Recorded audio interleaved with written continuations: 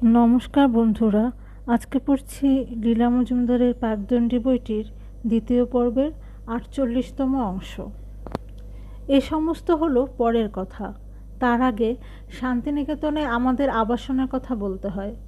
হয়তো 1953 সালে রবীন্দ্রনাথ চিঠি লিখলেন শান্তিনিকেতনের পূর্বাঞ্চলে সহৃদয় বন্ধু ও সহানুভূতিশীল বিশ্বভারতীর আজীবন সদস্যদের নামে মাত্র 2 বিঘা করে জমি দেবার প্রস্তাব হয়েছে বাড়ি করার উদ্দেশ্যে। আমাদের যদি আগ্রহ থাকে ইত্যাদি। আগ্রহ আমার যথেষ্টই ছিল। অনেকবার আমরা ভেবেছি শহরের কোলাহলের বাইরে একটা আস্তানা থাকলে বেশ হয়। তার পক্ষে শান্তিনিকেতনই সবচেয়ে প্রশস্ত।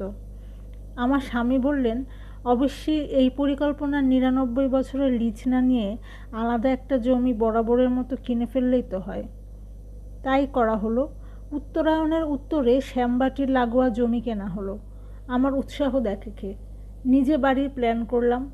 তাকে নিখুঁত বলা কোনো মতেই চলে না, কারণ ভিত করলাম দোতলার, কিন্তু ওপরে ওঠার সিঁড়ি জায়গা রাখলাম না। বাড়ির কেউ কিংবা কন্ট্রাক্টররাও কিছু বলল না। কন্ট্রাক্টর মানে পণ্ডিত জগদানন্দ রায়ের 2 নাতি, অনু আর রেন্টু তাদের ডাকনাম। এককালে ওরা আমার ছাত্র ছিল, কম শাসনও করিনি। খুব লক্ষ্মী ছেলে ছিল না। তারাই এখন আমাদের বাড়ি করলো, এবং প্রাণ দিয়ে করলো বললেও কম বলা হয়। সেই 1954 সাল থেকে আজীবন তারা আমাদের শান্তিনিকেতনের আবাসের এবং সংসারের যাবতীয় ঝামেলা হাসি মুখে বহন করেছিল। 3 বছর আগে রেন্টু গেল, গত বছর অনুও গেল। আমার আগে ওরা যাবে এ আমি স্বপ্নেও ভাবিনি। অনু বিয়ে করেনি। রেন্টুর স্ত্রী লিলি হাসি মুখে আর বুক ভরা সাহস নিয়ে 3 ছেলে মেয়েকে মানুষ করছে। বড় মেয়ের বিয়েও দিয়েছে। তারা আমাদের নিতান্ত আপনজন। এসব সম্পর্ককে আমি জীবনপথের বাড়তি মুনাফা বলে মনে করি। সপ্তাহে একবার করে সকালের গাড়িতে এসে বাড়ি তৈরি করে ওদের সঙ্গে পরামর্শ করে অনেক সময় সেই দিনই বিকেলের গাড়িতে বা পরদিন সকালের গাড়িতে কলকাতা ফিরতাম। এমন দক্ষ এবং সৎ কন্ট্রাক্টর কি করে হতে পারে ভাবতে পারি না। বাড়ির নকশা হলো, ঠিক যে কটি টাকায় রফা হলো তার চেয়ে 1 পয়সা বেশি নিল না। 6 মাসের বদলে শেষ করতে 8 মাস লাগলো। তাই আমার স্বামীর কাছে বকুনিও খেলো। তবু এতটুকু ক্ষোভ নেই। এই মানুষ দুটি চিরদিনের মতো আমার ছোট ভাইয়ের স্থান নিয়ে ফেললো। শুনেছি শত্রুকে যদি মন্দ করতে চাও তাহলে তাকে একটা বাড়ি করে লাগিয়ে দাও। তার চেয়ে ভালো সাজা আর হয় না। আমি কিন্তু আমাদের শান্তিনিকেতনের বাড়ি তৈরির ব্যাপারটা ভারী উপভোগ করেছি।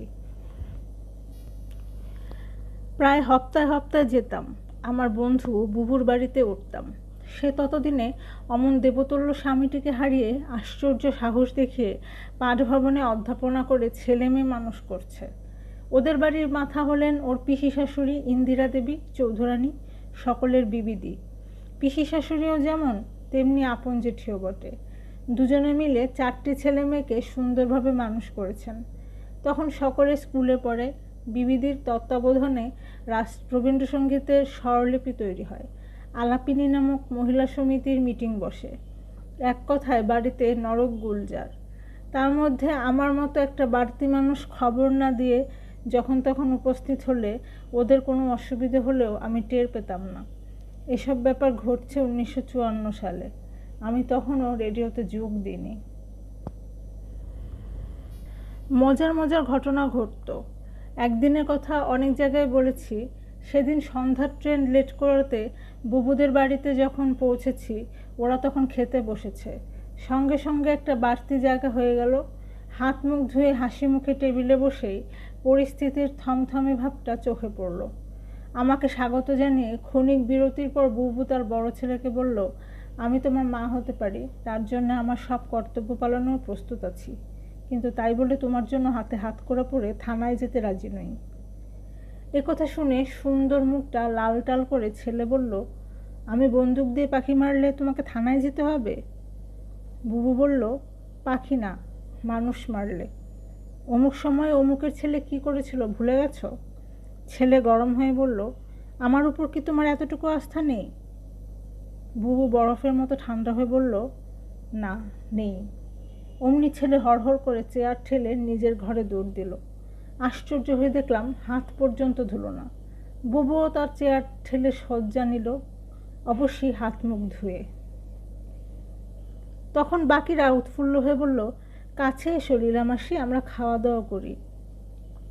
এতক্ষণ যে মানুষটি সংলাপে যোগ দেবার কোনো চেষ্টা না করে পেয়ালায় সুপের বড়ি ঘুরছিলেন, তিনি এবার মুখ তুলে তাকালেন। আমি অবাক হয়ে বললাম, ওই বন্দুকটা তবে কার? বিবিদি বললেন, আমার, মানে আমার স্বামীর ছিল, এখন হয়তো আমার। বললাম, ওর লাইসেন্স নেই বুঝি? বিবিদি সুপ ঘাটতে ঘাটতে বললেন, তা থাকতেও পারে, ঠিক বলতে পারছি না। ওটা কিনা পূর্ব পাকিস্তানেই আছে, আবার কোনো সম্ভাবনাও নেই। এই বলে একবার মুচকি হেসে ঠান্ডা হয়ে যাওয়া স্যুপটা চুমুক দিয়ে খেয়ে ফেললেন। আরেক দিন আরেক মজা। আমাদের বাড়ির শুরু করবার সময় আমাদেরই এক বিদেশি বান্ধবীর বাড়ি অনুরেন্টুরা প্রায় শেষ করে আনছিল। সামান্য এদিক ওদিক বাকি ছিল। আমাদের ভিত গাঁথার সঙ্গে সঙ্গে সেগুলো হচ্ছিল। এর মধ্যে একদিন চিন্তিত মুখে রেন্টু এসে বলল, আপনার বান্ধবী এক কি অদ্ভুত ফরমায়েশ করে পাঠিয়েছেন, আমি তো মানিয়ে বুঝতে পারছি না। এতে খরচও তো অনেক কম পড়ে যাবে।